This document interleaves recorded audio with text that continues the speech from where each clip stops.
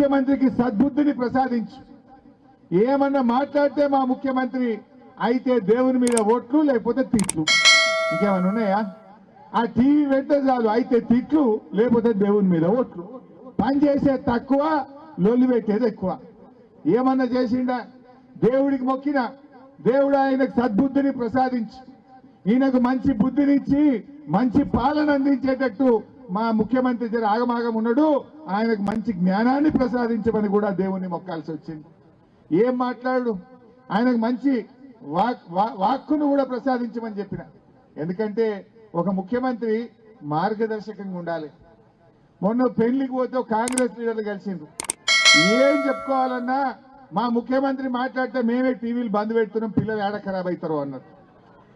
ఆ TV channel అన్నా మారుస్తున్నాం, TV అయినా బంద్ పెడుతున్నాం. ఇట్లా మాట్లాడితే ఎట్లా అని చెప్పి ప్రజలు అంటున్నారు. అన్ని అబద్ధాలే, మా నోరిప్పితే అబద్ధాలే. హైదరాబాద్ కంటే 3 దిక్కుల సముద్రం ఉన్నదట. ఉన్నదా? ఈ ముఖ్యమంత్రి చెప్తాడు హైదరాబాద్కు 3 దిక్కుల సముద్రం ఉందంటాడు. రాజీవ్ గాంధీ కంప్యూటర్ కనిపెట్టిండట. దిల్సుఖ్ నగర్లో విమానాలు అమ్ముతారట. అరే ఏం మాట్లాడుడది? ఈ జనము వింటున్నారు అనే కొద్దిగా సోయన్న ఉండద్దా ముఖ్యమంత్రికి? ఏది పడితే గదే మాట్లాడతాడు, అన్ని అబద్ధాలు. అయినా ఎవరు మాట్లాడతారు? ఎట్లా? పని చేసేటోడు మంచిగా మాట్లాడతాడు. పని శాతగానోడే ఎవడైతే ఓటమి పాలవుతాడో వాడు నోరు జారుతాడు, అంతే కదా? శాతగానోడు అబద్ధాలు ఆడతాడు.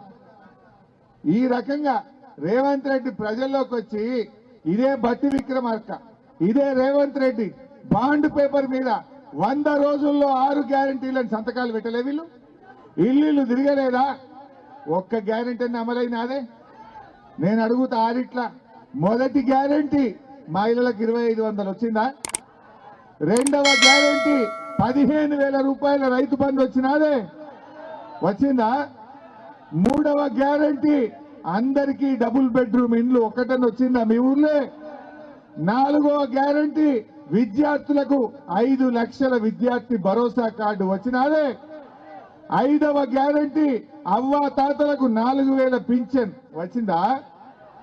కేసీఆర్ 200 ఉంటే 2,000 చేసిండు, వీళ్ళు ఇచ్చిండ్రా? అంటే ఒక్క గ్యారంటీ అమలు కాలే. మాటలు మాత్రం కోటలు దాటుతున్నాయి. మరి ఏడాది నిండింది, ఆత్మవిమర్శ చేసుకో, ప్రజల క్షమాపణ చెప్పు. తప్పైంది, మిమ్మల్ని మోసం చేసినాము, 100 రోజుల్లో 6 గ్యారంటీలు ఇస్తామని చెప్పి 350 రోజులు నిండినా గ్యారంటీలు అమలు చేయలేదని, తప్పైందని తెలంగాణ ప్రజలను క్షమాపణ కోరమని చెప్పి నేను డిమాండ్ చేస్తా ఉన్నా. అదే మన కేసీఆర్ ఓట్లల్లో చెప్పకపోయినా, ఎలక్షన్ చెప్పకపోయినా రైతు బంధు ఇయ్యలేదావే? కరోనా వచ్చిన రైతు బంధు ఇచ్చింది. కరోనా కష్టకాలంలో కూడా మంత్రుల ఎమ్మెల్యేల జీతాలు బంధు పెట్టిండు, ఉద్యోగస్తులకు సగం జీతం ఇచ్చిండు, కానీ రైతులకు మాత్రం రైతు బంధు ఇచ్చి చూపించిండు కేసీఆర్. మరి వీళ్ళు ఎందుకు బంధు పెట్టిండు? 15,000 ఇస్తామన్నారు, ఇంత 10,000 ఎగ్గొట్టిండ్రు. రైతు కూలీలకు 12,000 ఇస్తామన్నారు, అది కూడా ఎగ్గొట్టిండ్రు. ఏ ఒక్కటి కూడా చెయ్యని మోసపూరిత పార్టీ కాంగ్రెస్ పార్టీ, అవునా కాదా? ఏమనంటే ప్రశ్నిస్తే కేసులు పెట్టరట, అడిగితే దబాయిస్తున్నారు. వెనకటికట ఓ సామెత ఉంటుంది,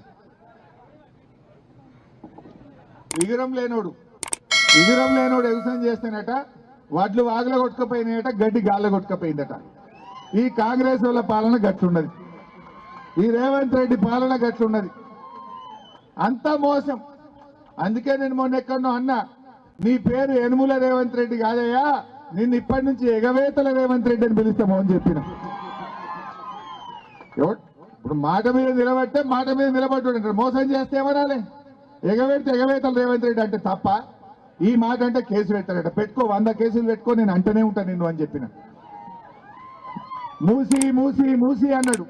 నేనన్నా, ఆ మూసి మురికి కంటే నీ నోటి మురికే ఎక్కువ ఉన్నది నాయనా, నీ నోటి కంపే ఎక్కువ ఉన్నదని చెప్పిన.